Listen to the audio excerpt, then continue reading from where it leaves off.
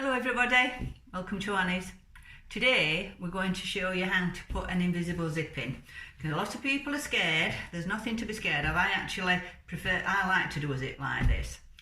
So this is what we're going to do. So I finished my edges and I've done them in dark so you can see a bit clearer what we're going to do. This is the invisible zip. All you will see on this zip when you're finished is that little tab. So you don't have to get an exact colour match, which is again why I've not done an exact colour match. If this was a pair of trousers or a skirt that we were putting it in, this is just a little trick I do because I have actually made mistakes and put two fronts together instead of a back and a front. So always right sides up. I put one pin in the front of my trousers and I put two pins in the back, because you've got obviously two fronts, two backs. Just makes it a bit easier to get. Now, if this were trousers that we were doing, we keep them level, and then that gives us enough space to do the waistband. If it was a cushion, which today we'll call it a cushion, you put it in the middle. So to begin with, I'm going to show you the invisible zipper foot. Now, if you look underneath, there's two ridges, and that is to sit. If I just open this zip, the ridge of that zip sits in there. The hole is where your needle goes down, obviously, so that keeps it all the way down nice and tight towards the zip. So when we begin, there are different ways of doing this, but this is Annie's way. We start with everything right sides up. So we've got right side of fabric up, right side of zip. So you're going to open your zip. Let's get our pins. Again, everything's right sides up. Bear in mind, when we're sewing anything, we do right sides together. Because this is going to be a cushion, just going to put a mark there where I'm going to start from. Right, we're laid down. So we take the left hand side of the zip, we flip it over, so now we've got right sides together. I want the seam allowance to be 5/8, so I'm lining it up to 5/8. We're going to pin this down, keep it nice, and when you've finished your seam, either with overlocking or a zigzag, it does give you something just to nudge up to.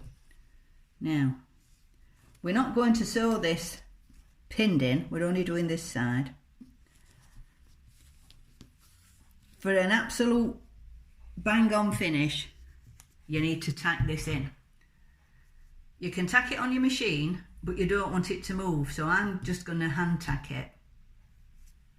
Okay, so we're tacked, as you can see. It is worth tacking that little bit. You can do it on machine, but I like to hand tack it. So I've got my invisible zipper foot on. Now, what you do have to remember to do is put your thread through the hole.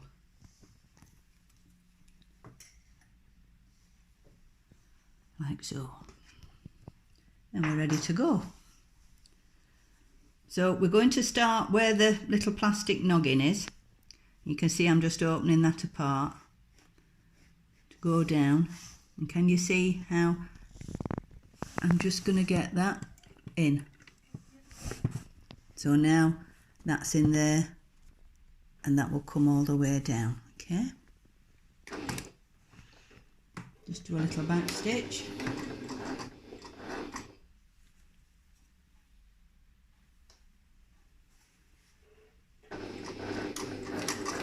You're just guiding it through, don't look at anything else.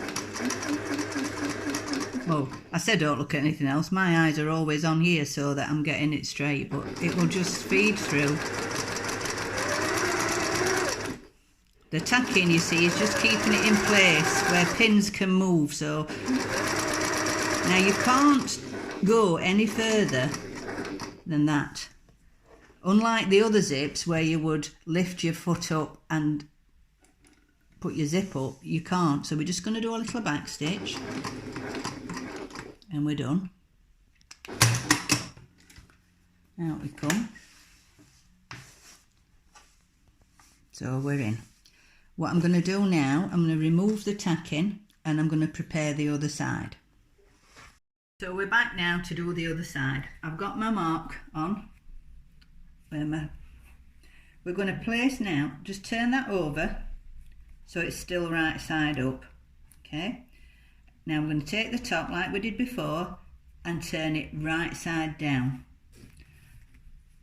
And we're going to do exactly the same.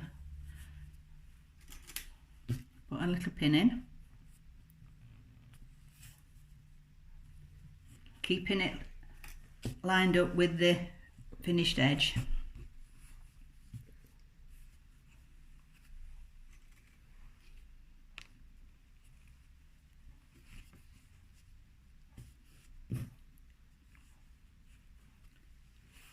Okay, I'm going to tack this now and I'll see you back at the machine.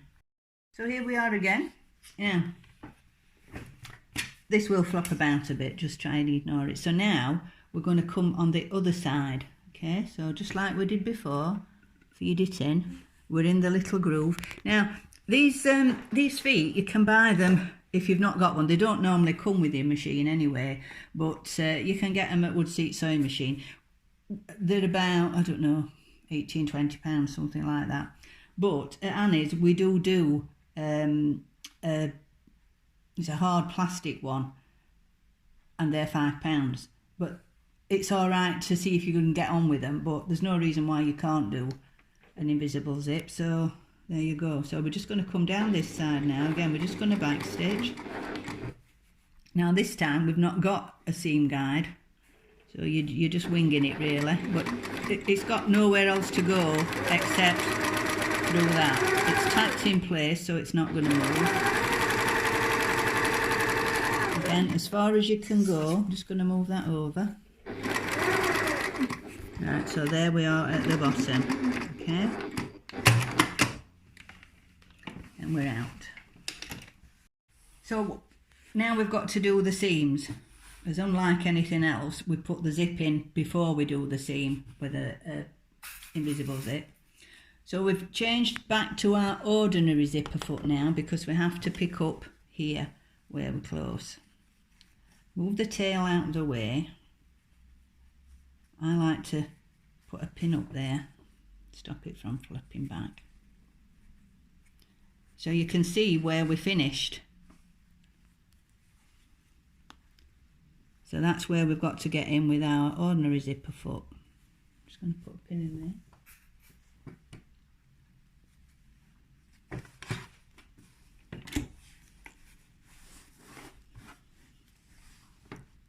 Now can you see? I'm going to come down exactly where that one is. And I'm just going to pick up and then I'm just going to run it down the seam. Sticking with your seam allowance.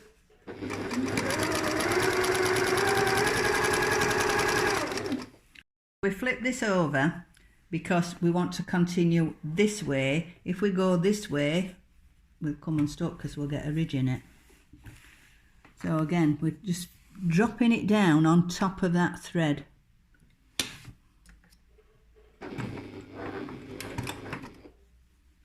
I've put those tails out of the way.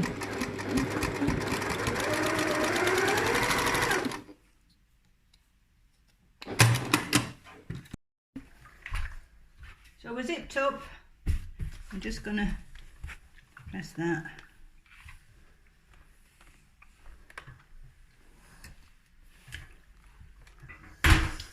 Voila! One invisible zip. And all you can see, as promised, is a little bit on the end. Okay, so that is your invisible zip. Nothing to be scared of. Have a go, buy a zip and just practice. See you next time.